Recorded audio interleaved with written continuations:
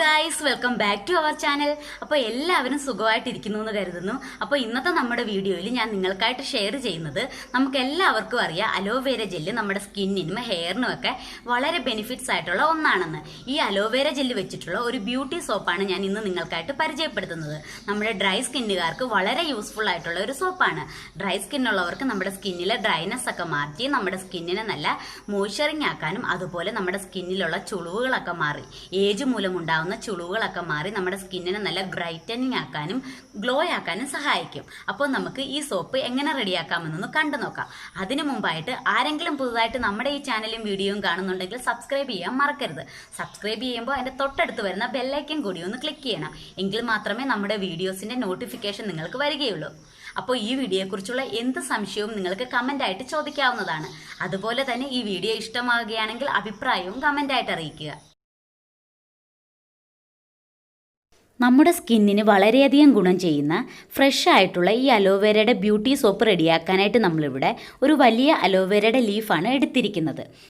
ഇനി നമുക്ക് ഈ അലോവേര ലീഫിൻ്റെ ഉള്ളിലെ ജെല്ലെടുക്കാനായിട്ട് ഈ ലീഫിൻ്റെ സൈഡിലെ മുള്ളൊന്ന് കട്ട് ചെയ്തതിന് ശേഷം നമുക്കിത് ചെറിയ പീസായിട്ട് കട്ട് ചെയ്തെടുക്കാം.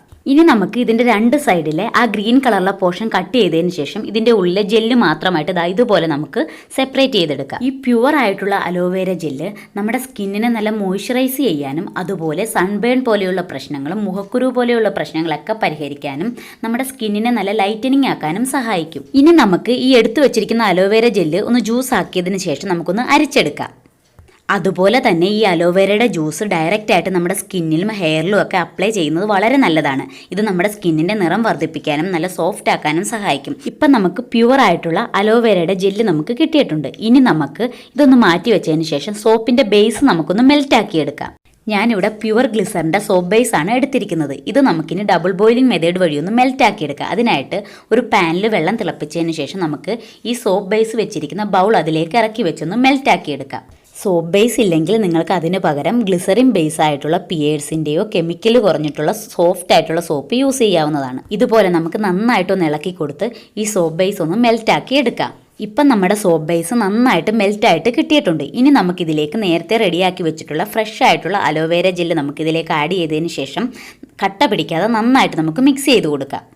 ഇനി ഞാൻ ഇതിലേക്ക് ഒരു 3 ഡ്രോപ്സ് ലാവണ്ടറിൻ്റെ എസൻഷ്യൽ ഓയിലാണ് ആഡ് ചെയ്യുന്നത്. ഇത് നമ്മുടെ സോപ്പിന് നല്ല മണം കിട്ടാനും നമ്മുടെ സ്കിന്നിനെ മോയ്സ്ചറൈസ് ചെയ്യാനും ഇൻഫെക്ഷൻ മൂലമുണ്ടാകുന്ന റെഡ്നെസ് പോലെയുള്ള പ്രശ്നങ്ങളൊക്കെ പരിഹരിക്കാനും സഹായിക്കും. ഇനി നമ്മൾ ഇതിലേക്ക് ഒരു വൈറ്റമിൻ ഇ ക്യാപ്സ്യൂളാണ് ആഡ് ചെയ്ത് കൊടുക്കുന്നത്.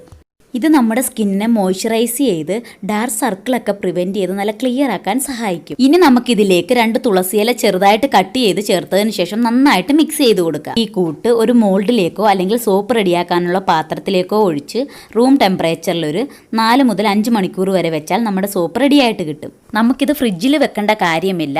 റൂം ടെമ്പറേച്ചറിൽ തന്നെ ഒരു 4 മുതൽ 5 മണിക്കൂർ വരെ വെക്കുകയാണെങ്കിൽ നല്ല ഫ്രഷ് ആയിട്ടുള്ള നമ്മുടെ അലോവേര ബ്യൂട്ടി സോപ്പ് നമുക്ക് കിട്ടും. അധികം കെമിക്കലൊന്നും ഇല്ലാത്ത നമ്മുടെ അലോവേര ബ്യൂട്ടി സോപ്പ് നമുക്ക് ഡെയിലി സാധാരണ സോപ്പ് യൂസ് ചെയ്യുന്നത് പോലെ തന്നെ ബാത്ത് ചെയ്യാനും ഫേസൊക്കെ വാഷ് ചെയ്യാനും യൂസ് ചെയ്യാവുന്നതാണ്.